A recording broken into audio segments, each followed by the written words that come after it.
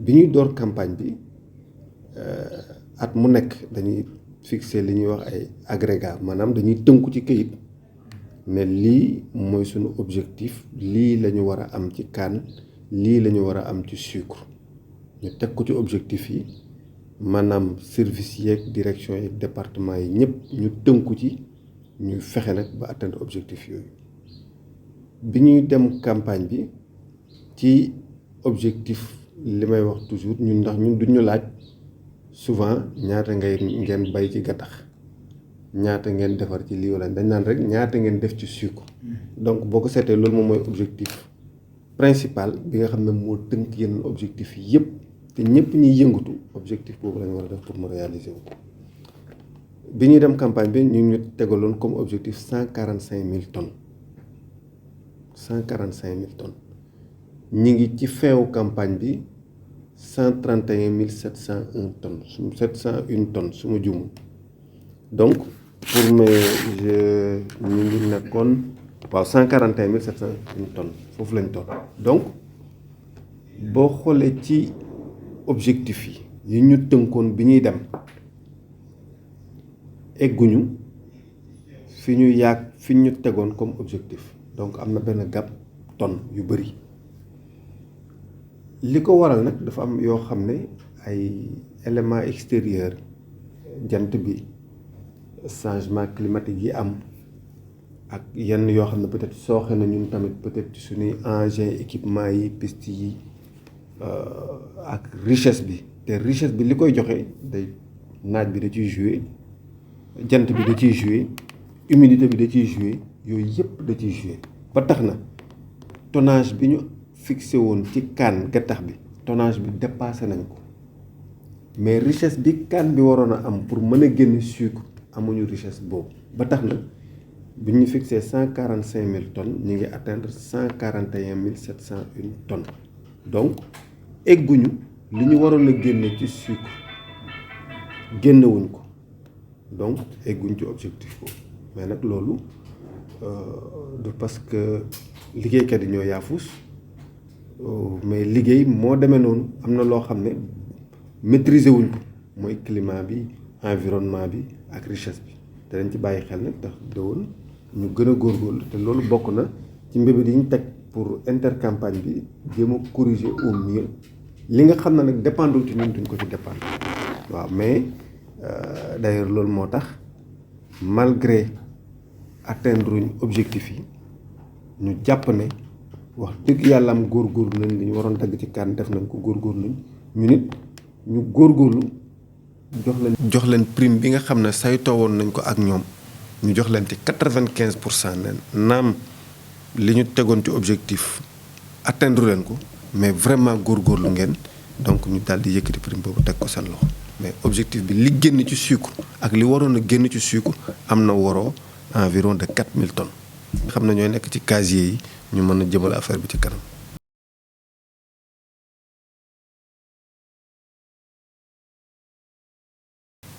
waaw xam nga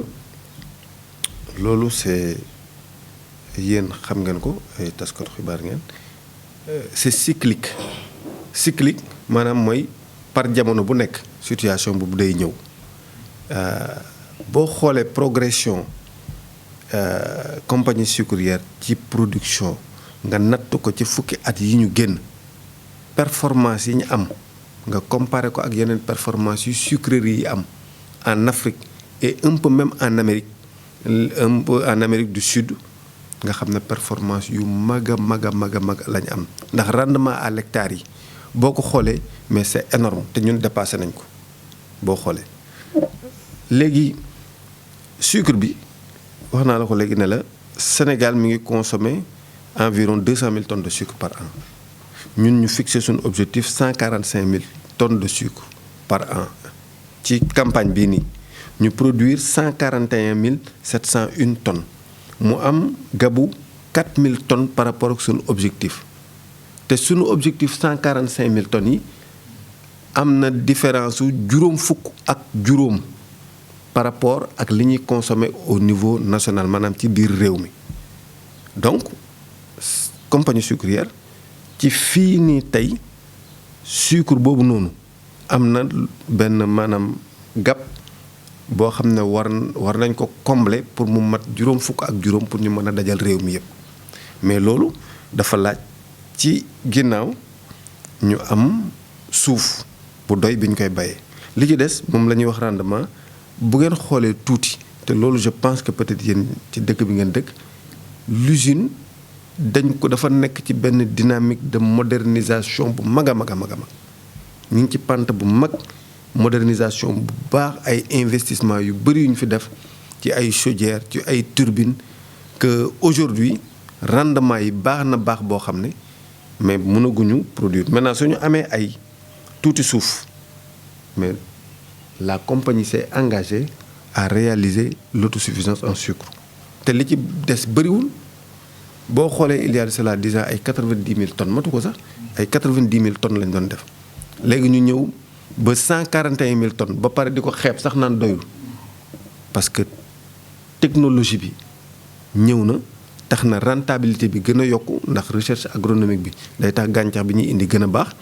usines yi moderniser nañ ko ba mu gën a baax mais boo nekkee ci biti da ngay jàpp ne usine bu màgget a màgget la ñi fay nekk bëriwuñ kër ticket mais boo ñëwee ngay xool ne investissement yu bëri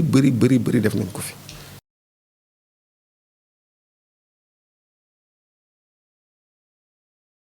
alors tey boo demee DPM mooy direction parc matériel am nañ suffisamment d'engins ak ay équipements yu méngoo ak jamono boo xoolee coupeuses yi nga dem ci terrain bi nga xool ñi nga xam ne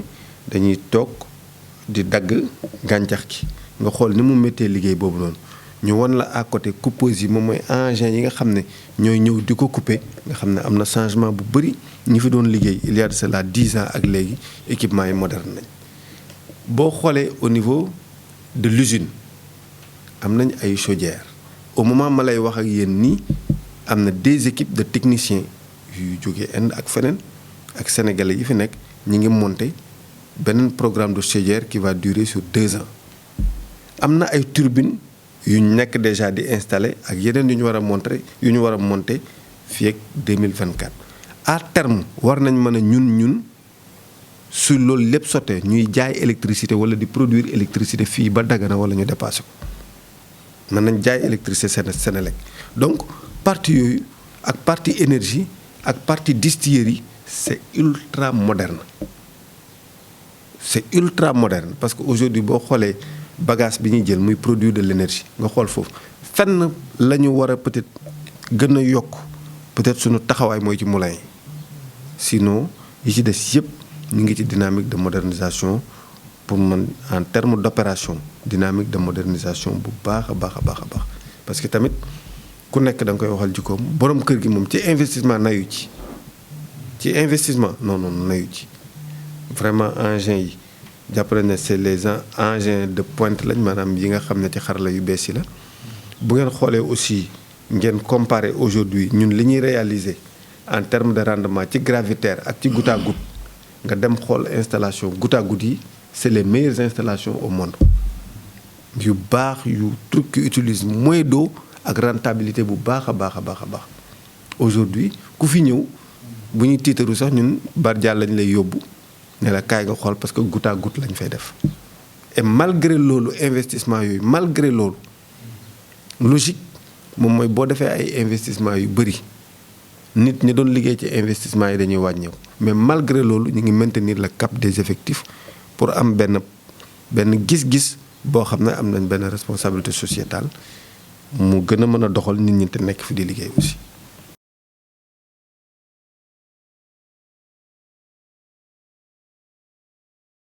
mais xam nga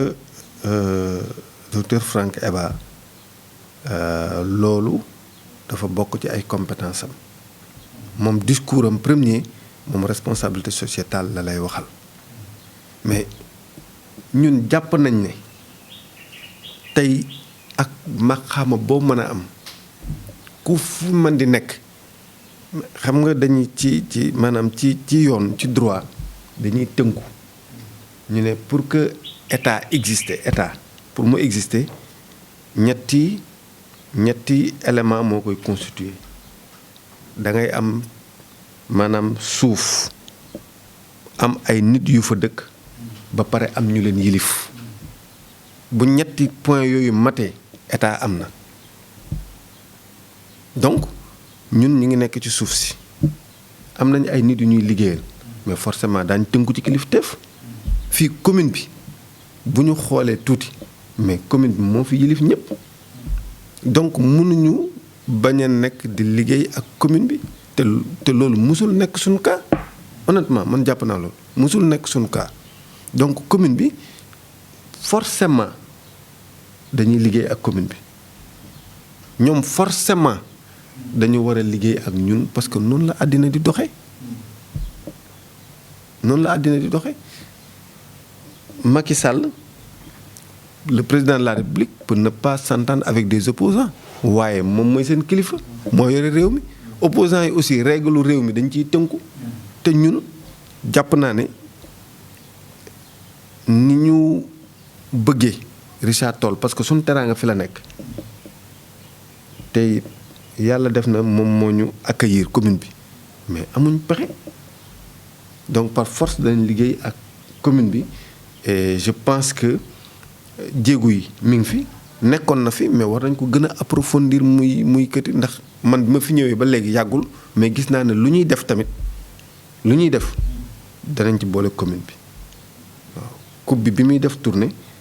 man monsieur Lamotte bi ma woowee daf na ma je viens de raccrocher avec le maire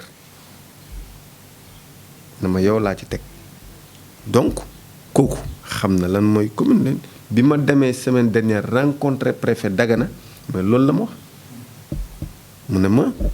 maire commune bi est dans d'excellentes dispositions pour travailler avec la compagnie na ma monsieur Lamotte fii la toogoon est dans d'excellentes dispositions également dans le cadre de sa casquette de conseiller du président du PDG du groupe donc ñun suñu responsabilité sociétale pour nous dañ koy war a creuser peut-être loolu Franck waxu leen ko tey on a mis aussi à profit parce que dañ ne woon préfet ñu gisante ñun ñëpp on a mis à profit rencontre tey bi pour réitérer l'invite à vouloir rencontrer le maire ñun ñëpp ñu dajaloo toog waxtaan ndax dëkk bi lañu am maire bi sans une population mais du gouverner kenn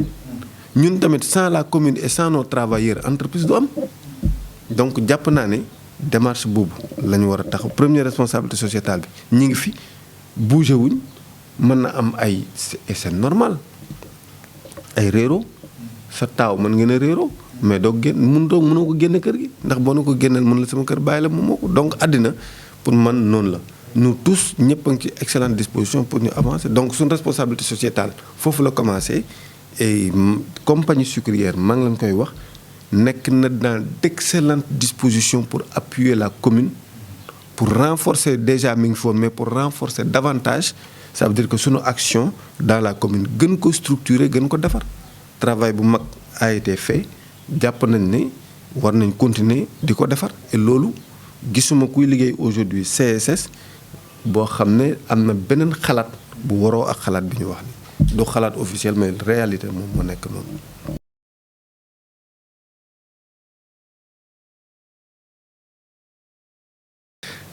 xam nga yéen a ma gën a xam fii direct waalo mais kenn du ko def ci poos loolu histoire jàngale na ko fi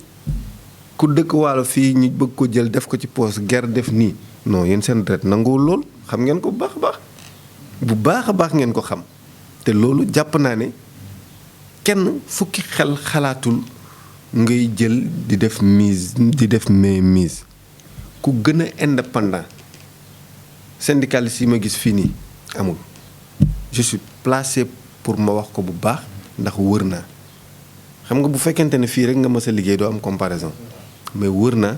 ci ay groupe yu mag laa nekkoon di gérer ay effectifs yu mag nekk ci ay docker donc xam nga mais ñii duñu ñuy def ci poche culture sociale bi am fii ñu koy doxe di ko waxe àndu gor la ñuy ànd ak àndu nawle man syndicaliste yi xam nañ bunt bi amul rendez-vous da ngay ñëw su ma may jot man la ñëwal bi ngeen taxawee noonu kooku syndicaliste donc amut loolu àndu gor ak àndu nawle mais aussi may rafetlu seen taxawaay parce que syndicalistes yi nekk fii bu leen ko fàtte tous les secrétaires généraux yi nekk Ndakaaru centrale syndicale yu mag yépp seen numéro 2 yi ñu ngi Richard Toll donc ñun duñu ay yaafus mais am nañ culture syndicale boo xam ne ñun direction générale naw nañ ko trop naw nañ ko toutes les questions dañ koy discuter dialogue social bi am na fi contenu bu baax a baax dialogue social bi c'est une réalité bu baax mais dialogue social bi bu ñu amee benn contenu wutal nañ ko ay contenant maanaam bu fekkente ne dialogue social bi dafa nekk ndox wutal nañ ko ay pot yu ñu koy def nga xam ne dara du tuuru pot yooyu moom mooy mensuellement maanaam weer wu jot chef du département dana rencontrer syndicat yépp man du ma toog une semaine bu ma toggul ak secrétaire généraux yi ci toutes les questions yoo xam ne entreprise bi weer wu jot directeur général dina leen recevoir aussi donc la même façon ñu ngi recevoir amicale des femmes politique sociale bu ñuy yëkkati wala innovation sociale bu ñu nar a def danañ ko woo waxtaane ko ak syndicat yi waxtaane ko ak amicale des femmes waxtaane ko ak amicale des cadres parce que lépp rek même des bonnes volontés ñu jël seen idée ñu toog léegi nag bu fekkente ne waxtaan bi mi ngi continuer toujours même bu ñu déggoowul ci ay kàddu danañ continuer di waxtaan ba trouver consensus man loolu lu ma naw la jàpp naa ko te jàpp naa ne aussi comme ñoom yàlla daf leen nattoo ñuy war a laaj lu entreprise bi war a jox ci ñoom ñun yàlla nattoo ñu ñuy war a joxe aussi lu war a jëm ci salariés yi mais lenn rek la ñu war a xool ñun ñaar ñëpp mooy li tubaab di wax la soutenabilité des prétentions maanaam ndax la ñuy laaj entreprise bi mën na koo dékku su ko mënee dékku ñu ne kaay ñu ñëw toog mais lépp dañ koy waxtaane te ci seen discours dañ koy wax ne ñun suñ coow dañ koy régler ci suñ biir kenn du ñëw du ñu àtte wala nga ñuy dégg donc li tubaab naan la lèvre sale se lave en famille ci suñ biir la ñuy toog di waxtaanante des trucs de ce genre mais buñ d'accordul dañu ñëw ne d'accorduñ te chaque jour que je fais des préoccupations dañ koy gérer yenn yi tamit danañ ci anticiper parce que tamit booy gérer 8750 travailleurs léeg-léeg jaadu na ngay anticiper sur les questions li ñuy waxtaane aussi si on peut yenn effort yi ñu teel ko def ndax bu leen fàtte ne entreprise leen rek lay am day am de la rentabilité jël une partie de la rentabilité def ko réinvestissement beneen partie bi ñu def ko redistribution peut-être sociale pour revoir xoolaat yenn conditions salariales yeeg yooyu.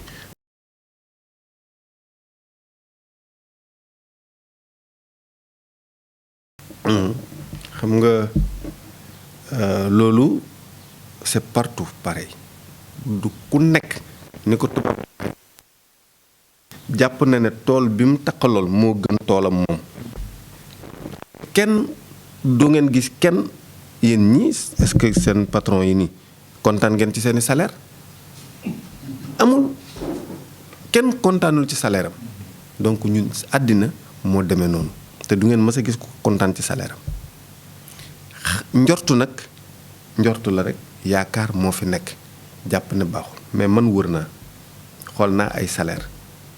yàlla may na ma aussi ci kattanam fukki at ak juróom a ngi dama koy jàngale ci ay écoles yu mag nu ñuy tënke salaire nu ñu koy saytoo nu ñuy fexe muy avancer nan lañ koy defee muy progresser niveau de salaire yi ab jàpp naa ne c'est des niveaux de salaire naam war na yokku parce que nit tamit fi mu toog waru faa toog noonu rek war na yokku niveau de salaire yi war na yokku bu baax mais niveau de salaire yi du niveau de salaire yu misérable yoo xam ne dañ naan non vraiment métti na ay effort war nañ ko def mais ku nekk jàpp na ne peut-être salaire am war na yokk walla salaire am war na passer fii mu toll nii mais boo xoolee olof dafay wax ne may gu dëkk sax moo gën may gu njëkk nekk naa ci ay entreprise crise Covid bi ñëw ñu def ay plan de licenciement économique nekk nañ ci ay entreprise ñuy toog di wàññi salaire yi ne nañ di wàññi salaire yi de 25% pour mën a tenir loolu nekk nañ ci entreprise yenn avantage yi ñu ne dañ koy supprimer parce que crise bi dafa métti ba ci dem Màkka ren gii nii da ngay gis ay entreprise yoo xam ne dañoo waroon a yóbbu fukki nit wala juróom-ñeenti nit wàññi ko ci digg bi daal ne crise bi dafa métti li ñu tegoon ci budget pour mën ko yóbbu ay nit matewu ko léegi lii la ñuy teg ci budget mais loolu lépp yàlla ñun faxasal nañu ko lim métti métti lépp ñàkk objectif yi lu ñu ko atteindre lépp ak nu ñu def investir yooyu yëpp salaire yi musul tardé salaire yi musul quand même danañ def ñu yokkal ñu seet yenn situation de salaire yi ainsi de suite kër nag du dajale ñëpp ndax yéen seen li ngeen di fayu man ma koy fayu ñun ñëpp ñu koy am dajalewul suñuy mbokk dana am ñoo xam ne da nga leen jox ndax ñoo ko gën a soxla ñenn ñi am naam dañuy yaakaar ne da nga leen a fàtte mais fàttewuñu leen ba tax na ñun suñu pacte social li ñu bëgg ñu pacte ko ak personnel bi muy suñu pacte social bu ñu sasee benn ci objectif nañ fexe ba am ñaar bu ñu amee ñaar man leen xaaj bi jëm ci kër gi beneen xaaj bi ñu jël ko def ko ci salaire yi yokk conditions yi ñaq jariñu bu ku nekk takkee ndigam ñu bañ a ñëw nag toog teel a jël suñ kaala yi takk ko ci bopp bi kaalawu te fàtte ne takku ci ndigali la waroon a jiitu bu ñu ko defee yàlla dinañu may fi ñu toll ren déwén ñu paase ko.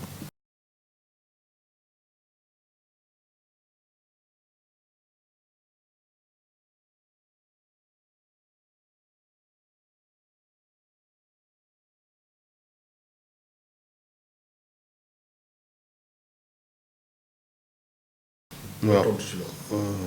ci première question bi tontu bi moom mooy wax naa ko bi may ñëw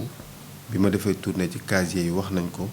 te loolu lu ñu kàddu direction générale la avantage boo xam ne salarié yi am nañ ko fi nee naa leen luñ ci yokkul ñun duñ ko ci wàññi loolu du ci turu DRH engagement de direction générale la liñ fi fekk luñ ci yokkul ci avantage mais duñ ko fi wàññi ndax joxuñu ay machine ay nit lañ ñu jox te nit dafa war a wér am kàttan pour mën a liggéey liñ fi fekkoon bu ñu nekkee en période de congé dañuy continuer di faju comme liñ fi amoon donc amul dara loo xam ne ñi ngi ko ci amul dara loo xam ne danañ ko ci wàññi wala mu ciy soxe kooku dama bëgg mu leer ñi ñu doon fajoo la ñu continuer di fajoo avantage yi ñu amoon dañuy continuer di ko am avantage loolu amul benn problème maintenant problème mu acompte bu ñu ko waxee moom mooy ci sama weer wii di ñëw dama bëgg nga lebal ma ci junni wala ñaari junni yow bu fekkente ne weer woowu di ñëw yow lekk nga sa weer wi ba pare yaa ngi dem congé ñu fay la ko nga yóbbu ko nga bëgg a jëlaat acompte mais ñun dañ la war a jàppale pour que bor bi bañ laa diisal donc loolu dañ koy organiser et loolu ñu ngi ci dañ koy organiser su nekkente nit mais le reste lépp du lu ñuy dindi li nga xam ne dafa jaaduwul danañ ko organiser li nga xam ne fekk nañ ko fi muy avantage amuñ luñ ciy laal ku feebar da nga faju sa jabar dana faju sa doom da nga faju ngay saisonnier ngay non saisonnier même droit que permanent yi ñoo koy tolloole loolu amuñ luñ ciy def wax naa ko waxati ko répété ko te kenn du la génneel benn cas ne la feebar na parce que saisonnier la wala jabaram feebar na wala doomam feebar na fut-il mi ngi nekk en période de congé liggéeyul mais dafay faju loolu dama bëgg mu leer ñun ñëpp ñu partager ko encore une fois waaw luñ ci yokkul ci avantage yi ñu fi fekk du doon lu ñuy wàññi loo xam ne jàpp nañ ne jaaduwul wala day gaañ salarié bi te peut-être moom du ko gis léegi nii danañ ko organiser ba ni mu koy gaañee mu xool ni mu koy wàññi maanaam bor yu bëri yi yenn affaire yi mais ñu encadré ko ba du loru.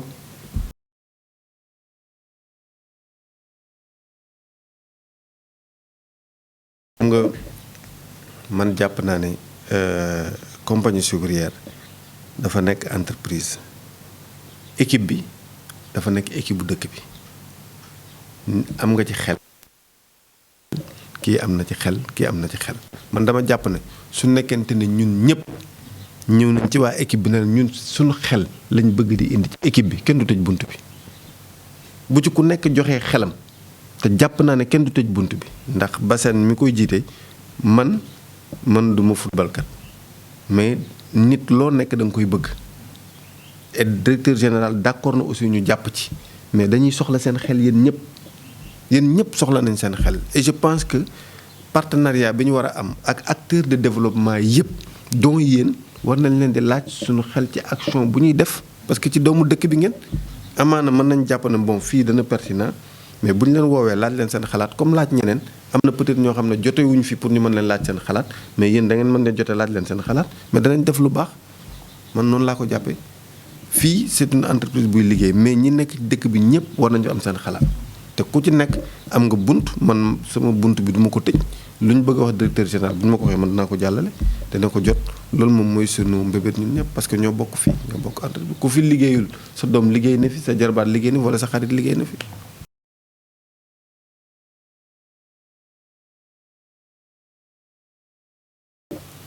alors avant may lancer appel boobu noonu message da may d'abord ma remercier parce que maa ngi koy wax à l'entame ne foofu laa waroon commencer tous les travailleurs pour leur engagement ci seen engagement ci seen pas-pas ci seen détermination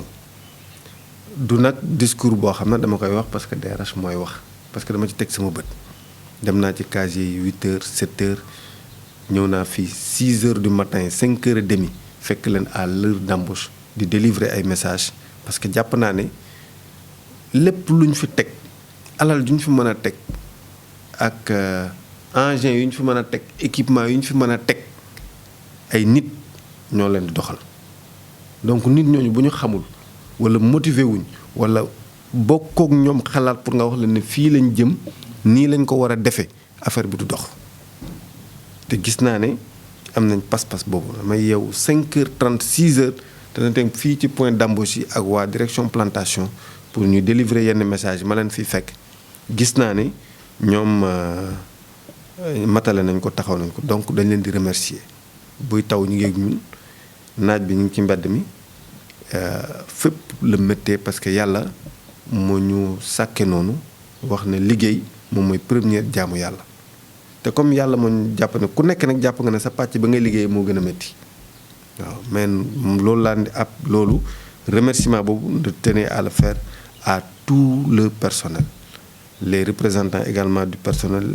les secrétaires généraux les représentants syndicaux ndax ku ci nekk boo bàyyi sa poste de travail yaa ngi ñëw fii di lijjanti problème mu jàmbur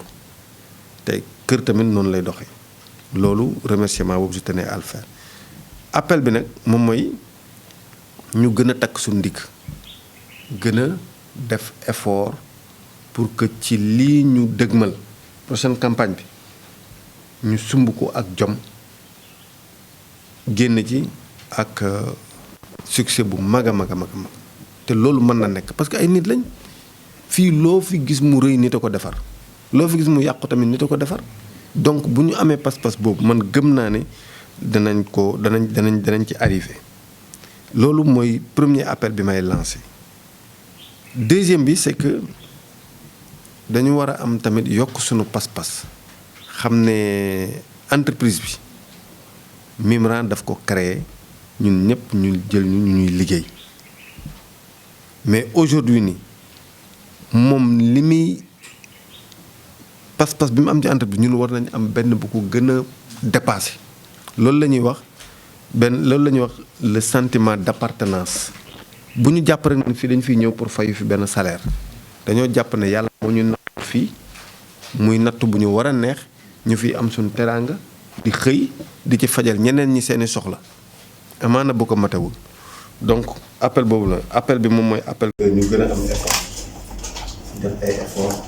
gën a góorgóorlu gën a am pas-pas ci li ñuy liggéey gën a yokk suñu taxawaay ba nga xam ne bu campagne bi jeexee duñ fi nekk naan dañuy lijjanti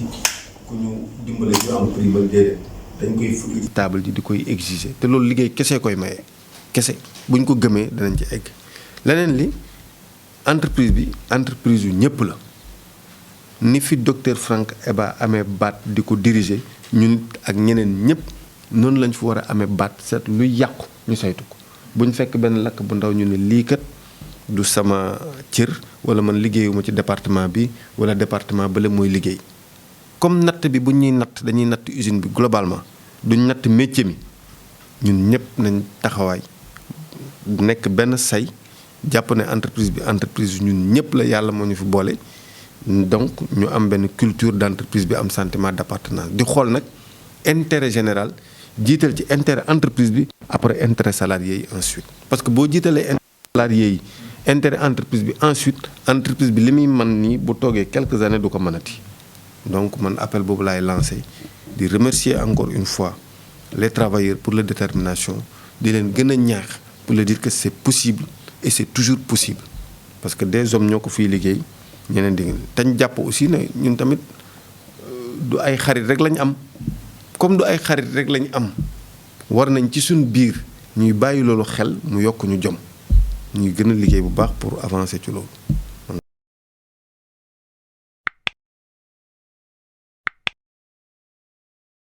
Audio Jungle.